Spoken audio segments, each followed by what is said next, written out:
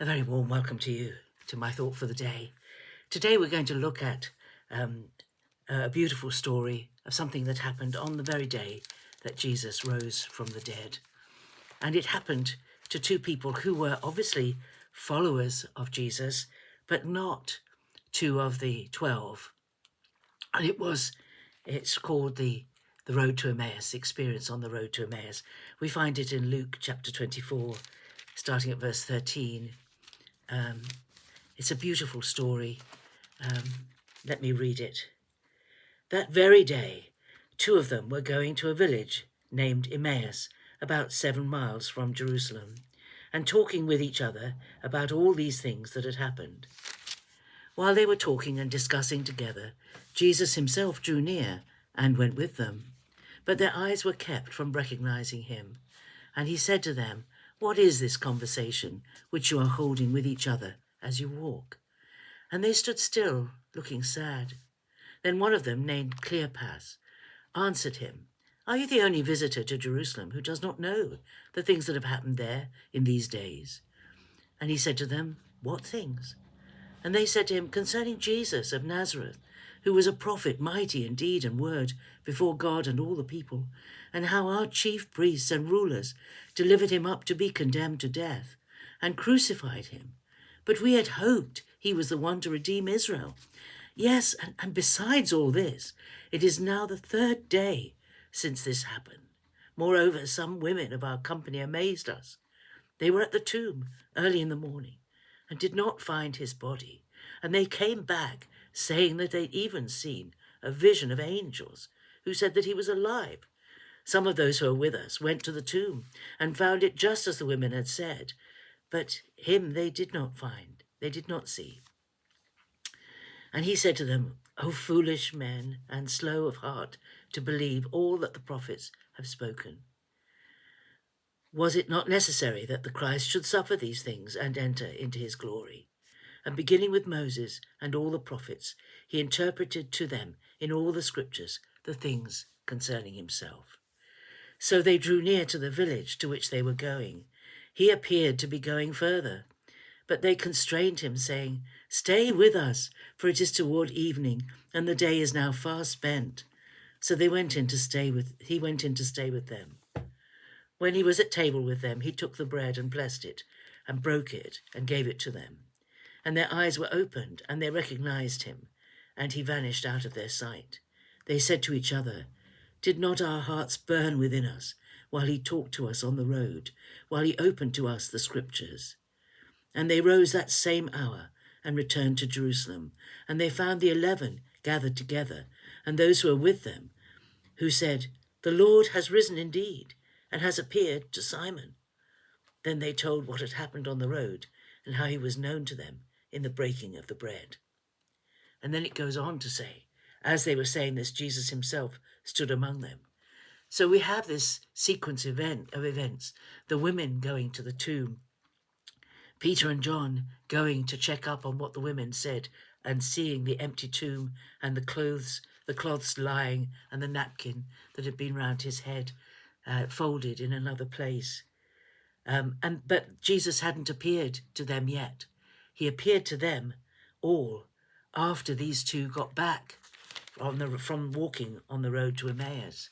Now, it says 7 miles in my Bible here, but it's got a footnote that says there's some uncertainty that the town of Emmaus hasn't, unless it's recently, hasn't ever really been found archaeologically. So we don't know exactly where it was. But if it was as far as some interpreters say, it would be far too far for them to have gone and come back in the same day. So 7 or 7.5 miles is about right, we think, for this. But that's quite a long walk. An average walker will do something like 4 miles an hour. So we're talking about a good 2 hours walk for these two people. And they were talking on this road. And then, of course, when the Lord had appeared to them, they hastened back. So They came back, they walked the whole distance back again to get to Jerusalem to meet up with the 11 who were there. So we know that neither of these people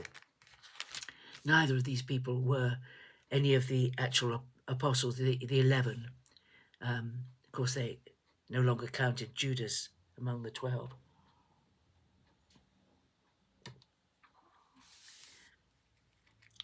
And we know this is Cleopas. Now, it's interesting that the name Cleopas or Clopas comes up in John chapter 19, verse 25. At the cross, standing by the cross of Jesus, was his mother and his mother's sister, Mary, the wife of Clopas, and Mary Magdalene. There were 4 women there at the foot of the cross, and one of them was called Mary, the wife of Clopas. And it's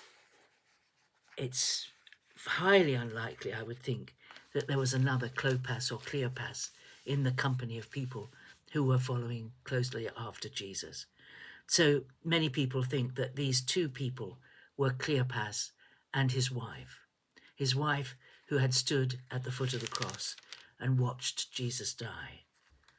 Here they are, they're walking and they're talking, and Jesus comes close to them, and it's such a graphic picture of what many people's journey to faith is like.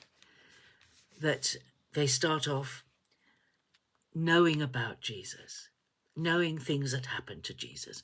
Most people know the story of the crucifixion of Jesus. In the Western world, it's unlikely that anybody doesn't know the story. They may not know the significance of it, but they know the story. Haven't you heard about all the things that have happened? And they talk about this, and it was fresh in their minds, of course, because it was only 3 days previously that the horrific crucifixion, the trial and the crucifixion of Jesus had taken place. And it was graphic in their minds. It was a horrific death. It was dreadful. It was, and anyone who's been close to anyone who's died recently, that's what their mind is full of. But this was more than that. This was the person that they had been following, that they had been learning from and watching. They'd seen him perform miracles. They'd seen him do amazing things. They'd heard his wise teaching. We don't know how long they'd been following Jesus, but they're spoken of as 2 of them, 2 of those who were in the company of Jesus. And they told him all about it, and we had hoped he was the one to redeem Israel. And that makes me think that perhaps they were there, or if not there, they knew about the entry into Jerusalem on the donkey that Jesus made a week earlier. And they knew that everyone hoped this was going to be the week, the start of the new kingdom, when the king would take up his residence in Jerusalem. He'd ridden into his capital city on the donkey, as he'd been promised in the prophets. And then they say, and this is the 3rd day since all these dreadful things have happened. And some of the women amazed us. They went to the tomb early, didn't find his body, and came back saying that they'd even seen a vision of angels. The way they describe it is they're obviously doubting whether it's true. They told us they even said they'd seen angels. That's what they even said they'd seen angels. My goodness, the hysterical women. You can hear it in the voice of this man as he tells the story. And then Jesus explains. I've talked about this before when I've talked about Nicodemus, that these people of faith in his time, in Jesus' time, they needed to rethink their understanding of everything Old Testament because they didn't see it relating to him. And they needed to see the Old Testament as it related to Jesus, to see it and understand the scriptures that applied to Jesus and his life on earth and his death and resurrection. They needed to know.